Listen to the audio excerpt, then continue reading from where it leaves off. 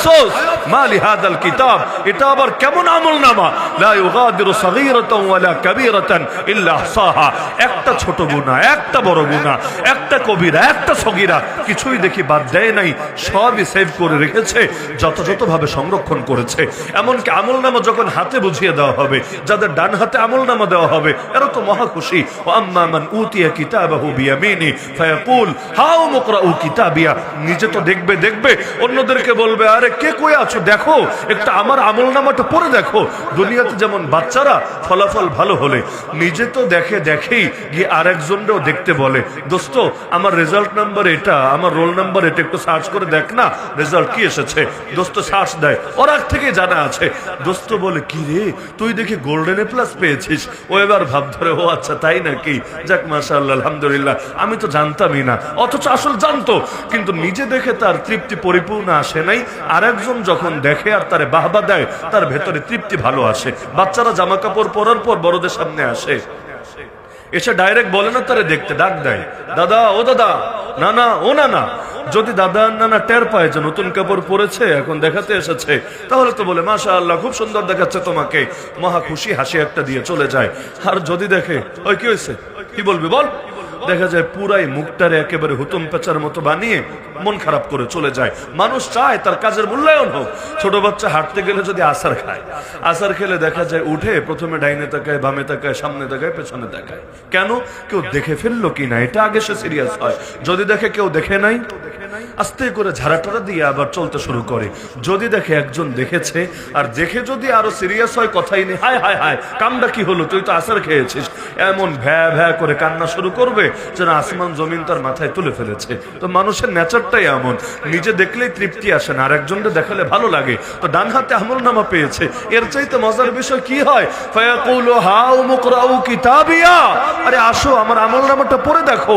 ইন্নী জানানতু আন্নী মুলাকিন হিসাবিয়া, আমার বিশ্বাস ছিল এটা, আমাকে আমার হিসাবের সম্মুখীন হতে হবে। ফাহুয়া ফি ঈশাতির রাদিয়া ফি জান্নাতিন আলিয়া কুতুফুহা দানিয়া, অনেকগুলো আয়াত আল্লাহ জানালেন। এরপর আল্লাহ তাকে কি কি নিয়ামত দিবেন। কিন্তু ওয়া আম্মা মান উতিয়া কিতাবাহু বিশিমালি, যার আমলনামা ডান হাতে না, দেওয়া হবে বাম হাতে। তাও এভাবে না, হাতটাকে বুকের ভেতর দিয়ে ঢুকিয়ে পিঠের পেছন দিয়ে বের করা হবে। আল্লাহ মাফ করুন, আল্লাহ হেফাজত করুন। এই হাতটাকে বুকের ভেতর, বুকটাকে চিরে বুকের ভেতর দিয়ে ঢুকিয়ে পিঠের পেছন থেকে বের করা হবে। এরপর সেখানে আমলনামা দেওয়া হবে। এই অবস্থা দেখে সহ্য করতে পারবে না, আফসোস করে বলবে, ফায়াকুলু ইয়া লাইতানি লাম উতা কিতাবিয়া, হায় আমাকে যদি আমার আমলনামা না দেওয়া হতো, ওয়ালাম আদরি মা হিসাবিয়া, যদি এটাই জানতে না পারতাম আমার হিসাব কি হবে, ইয়া লাইতাহা কানাতিল কাদিয়া, হায় মৃত্যুই যদি সবকিছু শেষ করে দিয়ে যেত। মা আগনা আন্নি মালিয়া, আমার এত মাল এত সম্পদ কোনোই কাজে আসলো না। হালাকা আন্নি সুলতানিয়া, আমার ক্ষমতা আমার থেকে চলে গেল, ক্ষমতা কোনো কাজে আসলো না। খুযুহু ফাগুল্লু, আল্লাহ তখন জানাবেন ফেরেশতাদেরকে, ফেরেশতারা জলদি ধরো, ধরে শিকল দিয়ে বাঁধো, এরপর ওকে জাহান্নামে নিয়ে নিক্ষেপ করো। তো সময়কে যে কাজে লাগাবে না, তার আফসোসের কোনো শেষ থাকবে না। আফসোস তো শুরু হবে কবর থেকেই, কিয়ামত তো বহুত পরের মাসালা। ওসমান রাদিয়াল্লাহু আনহু যখনই কবরের পাশ দিয়ে যেতেন, এত কাদা কাঁদতেন, দাড়িগুলো ভিজে যেত। সঙ্গীর অবাক, ইয়া আমিরুল মুমিনিন, জাহান্নামের কথা শুনলেও তো এত কাঁদেন না, কবরের পাশ দিয়ে গেলে এত কাঁদেন কেন, এত ভয় পাওয়ার কি আছে? তিনি বলতেন, আখিরাতের প্রথম ঘাঁটি হলো এই কবর। এই কবরের মধ্যে যে ধরা খাবে, পরের সবগুলো ঘাটিতে ধরা খেতেই থাকবে আর খেতেই থাকবে। আর এই ঘাটিতে যে পাশ করবে, আল্লাহ তার জন্য পরে সবগুলো ঘাটে সহজ করে দেবে। এজন্য তো আমি চিন্তা করি, এ কারণে লাখুপুরের আজকের এই মাহফিলে যারাই এসেছেন, প্রত্যেকে হিম্মত করেন, নিয়ত করেন, ইনশাআল্লাহ জীবনের সময়গুলো কাজে লাগাতে হবেই হবে। এমনি তো জীবন আমাদের যদি দিনে ধরেন 24 ঘন্টা, এর মধ্যে গড়ে 8 ঘন্টা তো ঘুমেই চলে যায়। কারণ বাচ্চাকালে তো এক এক দিনে ঘুমিয়েছেন 18 ঘন্টা 20 ঘন্টা, সব মিলালে দেখা যাবে জীবনের 3 ভাগের 1 ভাগ চলে গেছে ঘুমের ভেতরে। বাকি 1 ভাগ আপনার খাওয়া দাওয়া, আপনার দুনিয়ার ঝামেলা, আপনার বিভিন্ন জরুরত, এগুলোর পেছনে। এমনকি পুরো জীবনটাকে যদি ভাগ করা হয়, 3 ভাগের 1 ভাগ বাদ দিলাম, 6 ভাগের 1 ভাগ বাদ দিলাম, 12 ভাগের 1 ভাগ হবে কিনা? আরে 16 আনার মধ্যে 16 আনা রাখেন, 1 আনা পরিমাণ সময় কাটে কিনা আপনার, যে সময়টা আসলে খালেস রবের ইবাদতে কাটে। এত বড় একটা জীবন, পুরোটা মেলার পর তো আসলে ছোট, কিন্তু এই জীবনের কতটুকু পারি রব্বুল আলামিনের জন্য বরাদ্দ রাখতে, ইবাদত বন্দেগীতে কাটাতে। তো যদি খুব ভালো কিছু করতে নাও পারি, অন্তত এটা তো নিশ্চিত করা দরকার আমার সময়গুলো যাতে না কাটে গুনাহের ভেতরে, আমার সময় যাতে না কাটে গুনাহের ভেতরে। কারণ যেই সময় আমি যাপন করছি গুনাহের ভেতরে, এটাই তো আফসোসের বিষয় হবে আমার জন্য। আমল না করতে বললে নাই, যদি নিজেকে পবিত্র রাখি, আল্লাহ তাআলা এর দ্বারা আমাকে এমন এক মাকামে পৌঁছে দেবে যেটা কল্পনাও করা যায় না। হাদিসে আছে, ইন্নাল মুমিন লা ইউদরিকু বিহুসনি খুলুকিহি দারাজাতাস সাইমিল কায়েম। মুমিন ব্যক্তি তার উত্তম চরিত্রের দ্বারা ওই ব্যক্তির মর্যাদা পেয়ে যায় যে সারা দিন রোজা রাখে, সারা রাত নেক আমল করে। তার মানে আখলাককে যদি, চরিত্রকে ভালো বানাতে পারেন, আল্লাহ আপনার আমলনামায় রোজাদারের সওয়াব এবং রাতের বেলা নামাজ আদায়কারীর সওয়াব লিখে দেবেন। মসজিদে গিয়েছেন, নামাজের বাকি আছে 10 মিনিট 15 মিনিট, এমনি গিয়ে বসলেন, হয়তো সুন্নতে পড়ে ফেলেছেন, তাও সময় আছে, ভাবছেন শরীরটা ভালো লাগছে না, এমনি বসে থাকি না। এই যে এমনি বসে আছেন, এমনি, এটাও আপনার আমলনামায় ইবাদত হিসেবে লেখা হচ্ছে। ইন্তজারে সালাত, নামাজের অপেক্ষায় থাকা স্বতন্ত্র এক ইবাদত। এই যে নামাজের অপেক্ষায় যেই কয় মিনিট, যেই কয় সেকেন্ড থাকবেন, প্রতিটা মুহূর্ত ফেরেশতারা লিখতে থাকবে আপনি নামাজে আছেন। বাস্তবে নামাজ পড়ছেন না, অপেক্ষায় আছেন, রব্বুল আলামিন আপনাকে এই সুবিধাটা দিয়ে দিবেন। আপনি তাহাজ্জুদে উঠতে পারেন না, ভালো কথা, কারণ অনেকে আছে এত ব্যস্ততায় থাকে, দোকানে বন্ধ করে 12টার সময় 1টার সময়। যদিও উত্তম হলো এদের জন্য ঘুমাতে যাওয়ার আগেই তাহাজ্জুদটা সেরে ফেলা, অথবা এশার নামাজের পরেই বেতেরের আগে 2 রাকাত 4 রাকাত যা পারে তাহাজ্জুদ পড়ে নাও। তারপর নিজের পক্ষে যদি এতটুকুও করেন, এশা পড়লেন জামাতের সাথে মসজিদে, আবার ফজরটাও পড়লেন জামাতের সাথে, আল্লাহ আপনার আমলনামায় লিখে দিবে সারা রাত ইবাদতে কেটে গেছে। অথচ সারা রাত ইবাদত করেন নাই আপনি। এমনকি নিয়মিত যারা এশা আর ফজর জামাতের সাথে পড়েন, আপনাদের শবে কদর মিস হবে না, হওয়ার কোনো চান্সই নাই। কেন? কারণ আল্লাহ তো প্রতি রাত্রেই লিখছে যে আপনি সারা রাত ইবাদত করছেন। তো আপনার এই রাতগুলোর মধ্যে যদি লাইলাতুল কদর একটা রাত পড়ে যায়, চিন্তার কিছু নাই। যদি ইবাদত আলাদা করে নাও করেন, তাও আল্লাহ ইবাদতের সওয়াব চালাতে থাকবে। যেমন মুমিন যদি কোনো আমল কন্টিনিউ করে, অসুস্থতার কারণে, বয়সের কারণে, জেলে যাওয়ার কারণে, বিভিন্ন কারণে যদি এখন সে সাময়িক করতে না পারে, তবু আল্লাহ তাআলা সওয়াব জারি রাখেন, সওয়াব জারি রাখেন। আল্লাহ তাআলা তার আমলনামায় লিখতে থাকেন যে বান্দা আমলটা চালাচ্ছে। না হলে চিন্তা করেন, আমল করি কয় বছর? ধরেন 60 বছর, 70 বছর, 80 বছর, তো জান্নাতে থাকবো কয় বছর? 10 গুণ বেশি যদি ধরি, তাহলে 60 বছর আমল করলে 600 বছর জান্নাতে। তো কি 601 নম্বর বছর আল্লাহ জান্নাত থেকে বের করে দেবে? না, বের করবে না। তার মানে আল্লাহ কয় গুণ বেশি দিলেন একটাবার চিন্তা করেন। 10 গুণ বেশি না, 10,000 গুণ বেশি না, 10 লাখ গুণ বেশি না, 10 কোটি গুণ বেশি না, বরং এত বেশি, এত বেশি, এত বেশি, যার কোনো তুলনা এবং গণনাই হতে পারে না। একবার জান্নাতে ঢুকলে আর কোনো দিন কাউকে বের হতে হবে না, তার উপভোগ, তার এনজয় করার আর কোনো শেষই হবে না। জান্নাতে তো ঘুমও নাই, যে ঘুমাতে ঘুমাতে আপনি মজা করবেন কখন, টাইম ঘুমের ভেতরেই কেটে গেছে। জান্নাতে তো তন্দ্রাও নাই, জান্নাতে মরারও ভয় নাই, জান্নাত থেকে বিতাড়িত হওয়ার আশঙ্কা নাই, এমনকি কোনো পাপ হয়ে যাবে এই ভয়ও নাই, কিছুই তো নাই। তো সেই যে জান্নাতের সূচনা আছে, শেষ নাই। কেন? আমল করলেন কয় বছর? আমল করলেন সামান্য, আল্লাহ দিলেন অসামান্য। কেন? কারণ আল্লাহ আপনার দিলটাকে পরীক্ষা করেছে। যেই কয় বছরে আমল করেন না কেন, আল্লাহ ধরে নিয়েছে আপনার পুরো লাইফটাই যেন আমলে কেটে গিয়েছে। মাসে কেউ যদি 3টা রোজা রাখতে পারে, জাস্ট 3টা রোজা, আরবি মাসের 13, 14, 15, 13, 14, 15, যখন পূর্ণিমা চলে, চাঁদগুলো রাত একেবারে দেখবেন পুরা আকাশ জুড়ে গোল হয়ে পরিপূর্ণ হয়ে গোটা আকাশ জুড়ে আলো ছড়াচ্ছে। ওই 3 দিন যদি কেউ রোজা রাখতে পারে, এই 3 দিন রোজা রাখার একটা বাহ্যিক গুরুত্ব আছে। গুরুত্ব হলো এই 3 দিন মানুষের শাহওয়াত এবং কুপ্রবৃত্তি আর কুচাহিদা একেবারে সম্পূর্ণ অবস্থায় থাকে। যদি বান্দা 3 দিন রোজা রাখে, তার শাহওয়াতটা অনেকটা নিয়ন্ত্রণে থাকে। যদি না রাখে, আশঙ্কা আছে তার দ্বারা পাপ হয়ে যেতে পারে। কিন্তু এই 3টা দিন যদি কেউ রোজা রাখেই নবীর সুন্নতের নিয়তে, রব্বুল আলামিন তাকে 30টা রোজা রাখার সওয়াব দিয়ে দেয়। তাহলে 3 দিনে যদি 30টা সওয়াব পায়, আরবিতে মাস কখনো 31 হবে না, হিজরিতে 31 হওয়ার সুযোগই নাই, 29 বা 30 হবে। তাহলে কিয়ামতের দিন আল্লাহর বান্দা দাঁড়ায় দেখবে তার জীবনের একটা দিনও কাটে নাই রোজা ছাড়া, পুরো জীবনটাই রোজায় রোজায় কেটে গিয়েছে। এমনকি বছরে দিন কয়টা, এর দ্বিগুণ সওয়াব হবে। কিভাবে? রমজানে 30 রোজা রেখেছে, 300 রোজা সওয়াব পেয়েছে। শাওয়ালে 6 রোজা রেখেছে, আর 60 রোজা সওয়াব পেয়েছে। আর বাকি 11 মাসে 3টা করে রোজা রেখেছে, তো 3 রোজায় আল্লাহ 30 করে 11 মাসে 330 330টা রোজা সওয়াব দিয়েছে। 330 যোগ 300 যোগ 60, তাহলে আল্লাহ এক বছরে 690টা রোজা সওয়াব দিয়ে দিয়েছে। হিসাবটা বুঝতে পারলেন কিভাবে? রমজানের গুলো রাখবেন, প্রতি মাসে 3টা রাখবেন, শাওয়ালে অতিরিক্ত 6টা রাখলেন। এই এতটুকু রোজাই যদি রাখতে পারেন, এক বছরে 690টা রোজা রাখার সওয়াব হবে। 690 দিন আছে নাকি কোনো বছরে? তাহলে দেখবেন আপনার হায়াত হলো 60 বছর, কিয়ামতের ময়দানে দাঁড়ায় দেখবেন সুবহানাল্লাহ রোজা রাখা হয়ে গেছে 90 বছর, 100 বছর, 110 বছর। আপনার মাথায় ধরবে না আল্লাহ, আমি তো মইরে গেলাম আগে, তাহলে রোজা রাখলাম কিভাবে? আল্লাহ তখন রহস্য জানিয়ে দিবে, বান্দা এটাই আমার অনুগ্রহ, আমি এভাবেই বাড়িয়ে দেই আমার বান্দাদের জন্য। আল্লাহ তো বাড়াতেই চায়, কোনো সময় কাজে লাগানোর কোনো বিকল্প নাই। আর জান্নাতে যাওয়ার পর মানুষ তো এটা চিন্তা করবে, আরেকটা বার যদি সুবহানাল্লাহ বেশি বলতাম, সুবহানাল্লাহ আরেকবার যদি বেশি বলতাম, আমার আল্লাহ আমাকে এমন একটা গাছ দিয়ে দিতেন জান্নাতের ভেতরে, যেই গাছের ছায়া অতিক্রম করতে 500 বছর লাগে, তাও ছায়া শেষ হয় না, ছায়া তখনও বাকি থাকে। তাহলে 500 বছর চলার পরও যেই গাছের ছায়া বাকি থাকে, ওই গাছটা কত বড়! আর ওই গাছটা দেওয়া হবে যে জান্নাতে, সেই জান্নাতের এরিয়া হয়ে যাবে কত বড়!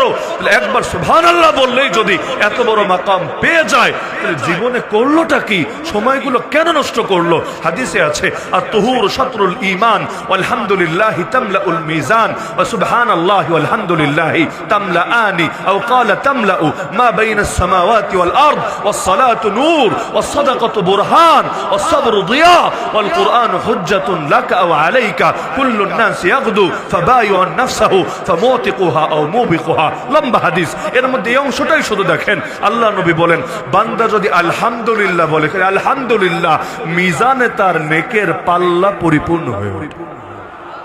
এজন্যই হাদিসে আছে না, বুখারী শরীফের শেষ হাদিস, জীবনে হয়তো বহুতবার শুনেছেন, কালিমাতানি খাফিফাতানি আলাল লিসান সাকিলাতানি ফিল মিজান হাবিবাতানি ইলার রহমান সুবহানাল্লাহি ওয়া বিহামদিহি সুবহানাল্লাহিল আযীম। দুটো কালেমা এমন, জবান একদম হালকা, বলতে কোনো কষ্ট নাই, কিন্তু মিজানে অনেক ভারী, রবের কাছে, রহমানের কাছে বড় প্রিয়। কি? এক নম্বরে সুবহানাল্লাহি ওয়া বিহামদিহি আর সুবহানাল্লাহিল আযীম। এমনকি আপনি যদি এটা না বলে এটাকে অন্য শব্দেও বলেন, যে সুবহানাল্লাহ আলহামদুলিল্লাহ বা সুবহানাল্লাহ সুবহানাল্লাহ সুবহানাল্লাহ আলহামদুলিল্লাহ আলহামদুলিল্লাহ আলহামদুলিল্লাহ, এই ফজিলত আপনার জন্য। কেন? শব্দ একটু এদিক সেদিক হওয়া মুখ্য না, মুখ্য হলো সুবহানাল্লাহ বলে বান্দা আল্লাহর পবিত্রতা বয়ান করে, আলহামদুলিল্লাহ বলে বান্দা আল্লাহর কৃতিত্ব ঘোষণা করে, আল্লাহর প্রশংসা করে। তা আল্লাহ চায় বান্দা তার প্রশংসা করুক, আল্লাহ চায় বান্দা তার পবিত্রতা বর্ণনা করুক। এজন্য এই হাদিসের পরের অংশে বলা হচ্ছে, বান্দা যদি সুবহানাল্লাহ আলহামদুলিল্লাহ বলে, আসমান আর জমিনের মধ্যে 1 ইঞ্চি জায়গাও খালি থাকে না, পুরোটা নেক আমল দিয়ে ভরে ওঠে। এই এক ফজিলতটাই যদি আপনার মাথায় বসে, আপনি তো একটা মিনিটও চুপ করে থাকতে পারবেন না। যখন জরুরতের কথা বলছেন তো বলছেন, বাকি টাইম সুবহানাল্লাহ সুবহানাল্লাহ সুবহানাল্লাহ আলহামদুলিল্লাহ আলহামদুলিল্লাহ আলহামদুলিল্লাহ আলহামদুলিল্লাহ একবার বলছেন, আর কি যে ফজিলত পাচ্ছেন এখন মাথায় ধরবে না। যেদিন ধরবে ওদিন হয়তো এটা নিয়ে আফসোস হবে, হায় আর কয়টা বার কেন বেশি বললাম না। যেমন কোরআনের হাফেজ, ভাই পুরো হাফেজ হতে পারছেন না তো না পারেন, কিন্তু যেই কয়েকটা আয়াত সারা জীবন বসে বাড়াতে পারেন, বাড়ান না। এক একটা আয়াত মানে তো এক একটা জান্নাত। কারণ কিয়ামতের দিন আল্লাহ বলবে, বান্দা একটা করে আয়াত পড়তে থাক আর একটা করে স্তর উপরে উঠতে থাক, আর একটা আয়াত পড় আর এক স্তর উপরে ওঠ। যেই আয়াতে গিয়ে তুই থামবি সেটা হবে তোর জান্নাত। তাহলে যে 10টা আয়াত পড়বে আর যে 20টা আয়াত পড়বে, জান্নাত কিন্তু এক সমান হবে না। যে 20টা পড়বে আর যে 40টা পড়বে, আয়াত তার জান্নাত কিন্তু সমান হবে না। আরে পুরো কোরআনের হাফেজ হতে পারলেন না, তাতে কি? শেষে 10টা সূরা পারতেন, 20টা শেখেন না, 20টা পারতেন, 21 নম্বরেও যান না। কি লাগে কোরআন মুখস্থ করতে? অনেক আয়াত তো এমন একবার শুনলেই মুখস্থ থাকে, দ্বিতীয়বার শোনাও লাগে না। ও তুর, তুর পাহাড়ের কসম, একবার শুনলেন কেন ভুলবেন? আমারে বলেন দেখি, অত্তুর অত্তুর অত্তুর অত্তুর, কয় মিনিট লাগবে মুখস্থ করতে? কিন্তু এই মুখস্থ করলেন মানে জান্নাতের একটা স্তর উপরে উঠে গেলেন। আল্লাহ কত সহজ করে রেখেছে, কেন নেই না, কেন বুঝি না? হ্যাঁ, এক হলো পাপ করা আর এক হলো এমনি নষ্ট করা, হেলায় খেলায়। দুটোর বিরুদ্ধে আমি বলছি। যেমন অপচয় আর অপব্যয়, পার্থক্য বুঝেন। আমাদের বাংলাদেশে বলে অপচয়কারী শয়তানের ভাই, বলে না? আবার নিচে লেখে আল কোরআন। তবে এখানে অনুবাদটা আমার কাছে পারফেক্ট মনে হয় না। আমার কাছে পারফেক্ট মনে হতো যদি লিখতো অপব্যয়কারী শয়তানের ভাই। কেন? কারণ তাবযীর আর ইসরাফ কোরআনের দুইটা শব্দ আছে, ইন্নাল মুবাযযিরিনা কানু ইখওয়ানাশ শায়াতিন। এই যে কোরআনের আয়াত, এর অনুবাদ হলো যারা পাপের পথে খরচ করে ওরা শয়তানের ভাই। অনুবাদ মাথায় গেঁথে রাখেন, তাহলে একটা আরেক জায়গায় চালায় দিবেন। পাপের পথে যারা ব্যয় করে, অতিরিক্ত ব্যয় লাগবে না, একটা পয়সাও যদি ব্যয় করে শয়তানের ভাই। সিনেমা হল বানালো যে, এর পেছনে যেই কয় টাকা খরচ করলো শয়তানের ভাই। আরে নাটক সিনেমা রচনা করলো যারা, যেই কয়টা পয়সা খরচ করলো ওরা শয়তানের ভাই। আরে যারা কোনো জুলুম ছড়িয়ে দেওয়ার জন্য পয়সা খরচ করলো, যেই কয় টাকা করলো ওরা শয়তানের ভাই। তো এখানে অপব্যয়কারী মানে গুনাহের কাজে যারা ব্যয় করে এদেরকে বলা হয়েছে শয়তানের ভাই। আর আরেকটা হলো অপচয়। অপচয় মানে কি? দরকার এতটুকু, করলেন এতখানি। যেমন আপনারা যারা ট্যাপ ছেড়ে উজু করেন, প্রায় সবাই ধরা খাবে। নদীতেও যদি উজু করেন, নদীতে যেখানে নদীর পানি গড়িয়া বা নদীতে যায় সেখানে অপচয় করা জায়েজ নাই। মাথায় গেঁথে রাখেন। নদীর ভেতরে আছেন, পানি গড়ায় নদীতে যাবে, তাও অপচয় করা যায় না। আর ট্যাপ ছেড়ে খেয়াল করলে দেখবেন এক বালতির বেশি পানি লেগেছে উজুতে, যা দিয়ে একজন গোসল করে ফেলতে পারে। ছেড়েছো তো ছেড়েছে, মাশাআল্লাহ, মারহাবা। কেউ তো আর বিল নেবে না তার কাছ থেকে। করেই যাচ্ছে আর করেই যাচ্ছে আর করেই যাচ্ছে। অথচ আপনি এর বদলে বদনা দিয়ে উজু করে দেখেন, দেখবেন অন্তত 10 ভাগের 1 ভাগ পানি দিয়ে উজু শেষ হয়ে যায়। এমনকি উজু শেষ হওয়ার পর পানি একটু বাকিও থেকে যাবে, আপনার উজু শেষ। তাহলে এভাবে যদি হিসাব করি, অপচয় করি নাটাকে, নিজের ঘরে কি পরিমাণ বিদ্যুৎ অপচয় করি, গ্যাস অপচয় করি। লাইনের গ্যাস যারা পেয়েছে এরা তো নিজেদেরকে জামানার একদম সবচাইতে বড় ফজিলতপূর্ণ লোক মনে করে। এই গ্যাস দিয়ে কাপড় পর্যন্ত শুকায়, আর লোকে গ্যাস পায় না। কি এক আজীব অবস্থা। তাহলে এই যে অপচয়গুলো দেশের মধ্যে হয়, এই অপচয় যারা করে আল্লাহ বলেছেন আল্লাহ অপচয়কারীদেরকে পছন্দ করেন না। তাহলে সময় এখনো গুনাহে ব্যয় করে, এটা তো নিষেধই, এটা তো বলাই লাগবে না। যেই সময় ব্যয় করলো গান শুনে, যেই সময় ব্যয় করলো সে বিভিন্ন পাপের ভেতরে, এটা তো নিষেধই। কিন্তু পাশাপাশি এটাও নিষেধ সময়গুলো এমনি এমনি এমনি কাটায় দেওয়া। অর্থাৎ মিন হুসনি ইসলামিল মারই তারকুহু মা লা ইয়ানি। নবী বলেন একজন মুসলমানের ইসলামের সৌন্দর্য এখানে সে অনর্থক কথা বলে না, অনর্থক কাজ করে না। মনে থাকবে তো ইনশাআল্লাহ? সময় কাজে লাগাতে চাইবেন তো ইনশাআল্লাহ? যদিও এটা মোটেও সহজ না, আমি আগেই বলে দিচ্ছি, এটা মোটেও সহজ না। পাপীর জন্য পাপ ছাড়া এত সহজ কোনো কথা না। যারা পাপী, আরে অনেক এমন মানুষ বহু আছে, একদিন নেশা না করলে আর জানি বাঁচে না, বাথরুমে গিয়েও বেরি না টানলে লাইনই ক্লিয়ার হয় না। আল্লাহর বান্দা হারাম রিলেশন থেকে বের হলেও আর দুনিয়ায় বাইচেই থাকবে না, সুইসাইড করে ডিপ্রেশনে ভুগে ভুগে মরেই যাবে। অথবা সে গান না শুনলে তার ঘুমই আসে না, তার কোনো কিছু স্বাভাবিকই লাগে না, মাথার ভেতর কেমন কেমন করতে থাকে। এইরকম পাপকে যারা অভ্যাস বানিয়ে ফেলেছে, এক হলো কখনো পাপ করে ফেলা, আর হলো পাপকে অভ্যাস বানিয়ে ফেলা। পাপকে যারা অভ্যাস বানিয়ে ফেলেছে এদের জন্য পাপ ছাড়াটা বড় কঠিন, বড় কঠিন। তো যারা জীবনের বড় অংশ সময় নষ্ট করেছে, যারা গেম খেলে, জিজ্ঞাসা করে হবে এই সময়গুলোর জন্যই না কত বেশি আফসোস করবে। এজন্য সময়ের ব্যাপারে সাবধান হন, টাইম ম্যানেজমেন্ট করতে শিখেন। এই দেখবেন ঘুমাতে যখন যান মোবাইল একটা নিয়ে যান না যুবকরা, এখন তো মোবাইলটা ওই যে বালিশের সাথে রেখেই তো ঘুমায়। যদিও এতে স্বাস্থ্যের অনেক ক্ষতি, কিন্তু এটা আমাদের নিয়মিত অভ্যাসের অংশ হয়েছে। দেখবেন ফেসবুকে একটা নোটিফিকেশন চেক দিতে ঢুকেছেন, কেমনি জানি 1 ঘন্টা শেষ হয়ে গেছে, আপনি বলতেই পারেন না। ইউটিউবে হুজুরের নতুন কোনো বয়ান এসেছে কিনা চেক দেওয়ার জন্য ঢুকেছেন, কোন দিকে কি কি আজে বাজে কি কি একদম বাগদম দেখতে দেখতে 2 ঘন্টা শেষ হয়ে গেছে, টেরই পাবেন না। আর কল দিয়া কথা বলেন, দেখবেন কথা অল্পতেই শেষ, 1 মিনিট 30 সেকেন্ড 5 মিনিট শেষ কথা। আর চ্যাটিং করতে শুরু করবেন, দেখবেন কোন দিকে ঘন্টা শেষ হয়ে গেছে, 5 মিনিটের কথাও বলেন নাই, কিন্তু একদম বাগদম করতে করতে এমনি টাইম শেষ হয়ে গেছে। তা আল্লাহর ওয়াস্তে সময় রক্ষার ব্যাপারে সচেতন হন। যেটা কলে বলা সম্ভব মেসেজে বললেন না, সময় বাঁচান। ফেসবুক চালাবেন, ভালো কথা, নির্ধারিত টাইম রেখে দেন। ইউটিউবিং করবেন, ভালো কথা, এটার জন্য টাইমটা বরাদ্দ রাখেন। নিজেকে একটা রুটিনের ভেতর নিয়ে আসেন, ইনশাআল্লাহ সময় কাজে লাগবে। তাহলে আল্লাহ কসম খাইলেন যে জিনিসের, ওই জিনিসের গুরুত্ব যদি না দেন কেমন বান্দা হলেন আপনি রবের। সময় কাজে লাগাতে চাইবেন তো ইনশাআল্লাহ? মাদ্রাসার যে তালিবুল ইলমরা আছেন তাদেরকেও বলছি, জেনারেল লাইনের স্টুডেন্ট যারা আছেন তাদেরকেও বলছি, চাকরিজীবী ব্যবসায়ী যারা আছেন সবাইকে বলছি, এমনকি কিছু কিছু সময় এমন এগুলোকে কাজে লাগাতে পারলে আপনি বিরাট বরকত পাবেন। যেমন সকালে আমরা ঘুমাই না ফজরের পরে, কি বেশিরভাগ ঘুমান না? নবীর দোয়া আছে, আল্লাহুম্মা বারিক লি উম্মতি ফি বুকুরিহা, হে আল্লাহ আমার উম্মতের জন্য সকালবেলার টাইমে বরকত দেন। সকালবেলা পড়া মুখস্থ করে দেখেন মেধা কি পরিমাণ সাপোর্ট দেয় আপনাকে। সকালবেলা ব্যবসা বাণিজ্য শুরু করে দেখেন আল্লাহ কেমন রিজিকে বরকত খুলে দেয় আপনার জন্য। যেই সাহাবী হাদিসটা বর্ণনা করেছেন তিনি বলেন, আমি ব্যবসায়ী ছিলাম, নবীর দোয়াটা পাওয়ার জন্য সবসময় ব্যবসার কাজ সকালে শুরু করতাম। আল্লাহ আমার ব্যবসায় এত বরকত দিয়েছিল, সম্পদ রাখবো কোথায় তাই আমি ভেবে পাচ্ছিলাম না, এই পরিমাণ সম্পদ আল্লাহ আমাকে দিয়ে দিয়েছে। তো এই কারণে সময় কাজে লাগান। আগামীকাল কি বার? শুক্রবার না? শুক্রবার দিন এমন একটা টাইম আছে বান্দা যে দোয়া করবে আল্লাহ সে দোয়াই কবুল করবে, কোনো দোয়া ফিরাবে না। আমাদের সবার তো দরকার এই টাইমটা। সেই টাইম কোনটা? এই টাইম কোনটা এটা নিয়ে বিভিন্ন মত আছে। অনেকের মতে মাগরিবের আগের টাইমটা, মাগরিবের আজান হওয়ার আগের, একদম আগের, কুবাইলাল মাগরিব বলে এই সময়টা। এখন থেকে নিয়ত করেন যতদিন বেঁচে থাকবেন শুক্রবার দিন মাগরিবের নামাজে একটু আগে আসবেন।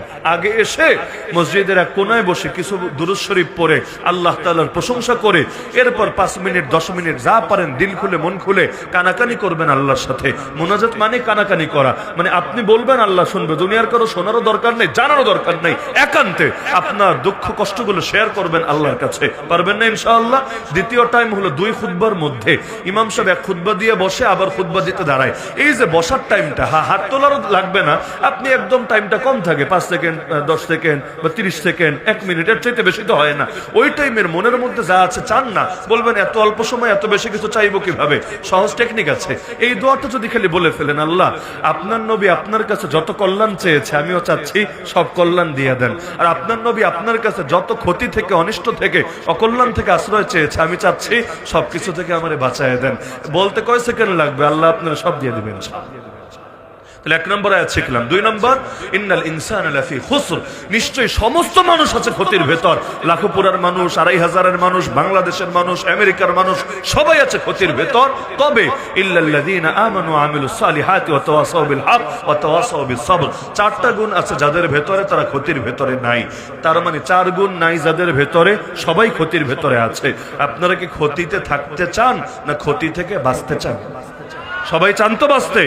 যদি বাঁচতে চান প্রেসক্রিপশন দিয়েছেন আল্লাহ নিজে। প্রেসক্রিপশন হলো 4টা গুণ ভেতরে ঢুকাতে হবে, আল্লাহ আপনাকে সব ক্ষতি থেকে বাঁচায় দিবে। 1 নম্বর গুণ হলো ইল্লাল্লাযীনা আমানু, ঈমানের গুণ। ঈমান যার নাই ও ক্ষতির ভেতরে আছে। ঈমান যার নাই তার পরিচয় সে যে কোনো ধর্মের লোক হোক, সে নাস্তিক হোক, সে যা মনে চায় তা হোক, ঈমান যার নাই সেই ক্ষতির ভেতরে আছে। ঈমান যার আছে সেই লাভের ভেতরে আছে। তবে ঈমান যে কোনো টাইপের ঈমান হলেই কবুল হবে না আল্লাহর কাছে, বরং ঈমানের একটা মানদণ্ড কোরআনে সূরা বাকারায় 1ম পারা সর্বশেষ পৃষ্ঠায় দেওয়া আছে। সেই মানদণ্ড হলো ঈমানটা সাহাবীদের ঈমানের মতো হলো। কাদের ঈমানের মতো? কাদিয়ানেরও ঈমান এনেছে, কাজ হবে না। হিজবুত তাওহীদেরও ঈমান এনেছে, লাভ হবে না। আর ঈমান শিয়ারাও এনেছে, ঈমান দিয়ে মুক্তির আশা করা যাবে না। ঈমান আনতে হবে সেভাবে যেভাবে ঈমান এনেছেন আল্লাহ রাসূলের সাহাবীরা। বলবে না নবীর মতো আনলেই তো চলবে।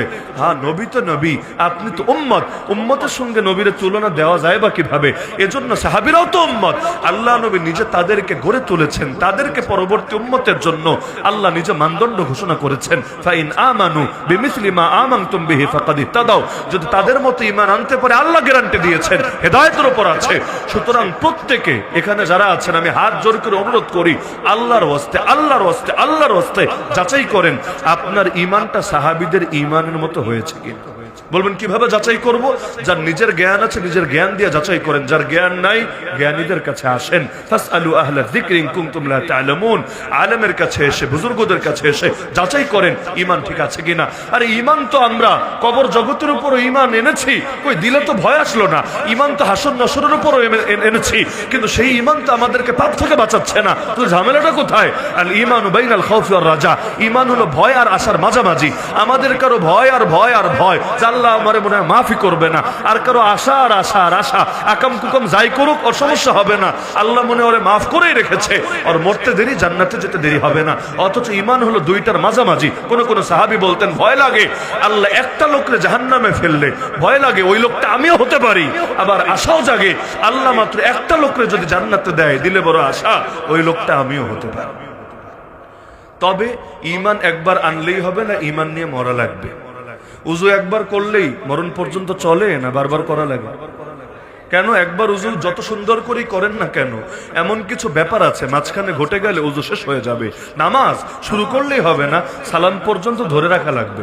যদি নামাজের মধ্যে এমন কিছু করেন যা করলে নামাজ শেষ, যেমন ধরেন কাহ কাহা, মানে কি বাংলা অনুবাদ হলো হে হে করে অট্ট হাসি দেওয়া, এমন জোরে হাসি দিয়েছে কেন? ওর কোনো দুষ্ট বন্ধু এসে হয়তো কাতুকুতু সুরসুরি আর কি সুরসুরি দিতে শুরু করেছে, বেটা নিজের সামলাতে না পেরে এমন হে হে করে হেসে উঠেছে, আসমান জমিনের মাথায় উঠে যাচ্ছে অবস্থা। তাহলে ওর নামাজ কি আছে না গেছে? নামাজ শেষ। তাহলে নামাজ আল্লাহু আকবার বলে শুরু করলেই হবে না, একদম সালাম পর্যন্ত ধরে রাখা লাগবে। রোজা যতই কষ্ট করে সাহারি খাও, যে ঘুমাইছিলা 2টায় আবার সাহারি খাই তো উঠছো 3টায়, তো কি হয়েছে? এইটা তোমাকে ইফতার পর্যন্ত ধরে রাখতে হবে। যদি এমন হয় মাঝপথে শেষ হয়েছে, কিভাবে? যেমন নতুন বিয়ে শাদী করেছে যুবক মানুষ, কাজ টাজ করে দুপুরবেলা বাড়িতে এসেছে 2টার সময়, এসে আর নিজের কন্ট্রোল করতে পারে নাই, কামজা ঘটানোর ঘটিয়ে দিয়েছে। এরপর গোসল টোসল করে ফ্রেশ হয়ে আবার ইফতারের টাইমে বসে সবার সঙ্গে ইফতারও করেছে, মহা খুশি, যাক আজকে একটা রোজা আদায় হয়েছে। আসলে কি আদায় হয়েছে না রোজা বরবাদ হয়েছে? এমন ভাবে বরবাদ করেছে, একটা কাজা করলেই হবে না, এই পাগলের 2 মাস আরো কাফারাও লাগবে। একদিনই সইতে পারো না, মাথা ঠিক রাখতে পারো না, ঠিক আছে পানিশমেন্ট খাও গিয়ে। এবার তোমার লাগাতার 2 মাস রোজা রাখতে হবে, ইসলামের সাজা। তাহলে ঈমান আনলেই হবে না, ঈমান নিয়ে মরা লাগবে, ঈমান নিয়ে শেষ নিঃশ্বাস ত্যাগ করা লাগবে। বলবেন ঈমান নিয়ে শেষ নিঃশ্বাস ত্যাগ করবো কিভাবে? এর জন্য নিজের ঈমানকে ঈমান ভঙ্গের কারণ থেকে বাঁচাতে হবে। উজু রাখতে চাইলে যেমন উজু ভঙ্গের কারণ থেকে বাঁচাতে হয়, উজু কইরা বাথরুমে গিয়া আবার বের হয়ে নামাজ পড়ার সুযোগ নাই, বরং নিজের আগে ওটা থেকে বাঁচাতে হবে।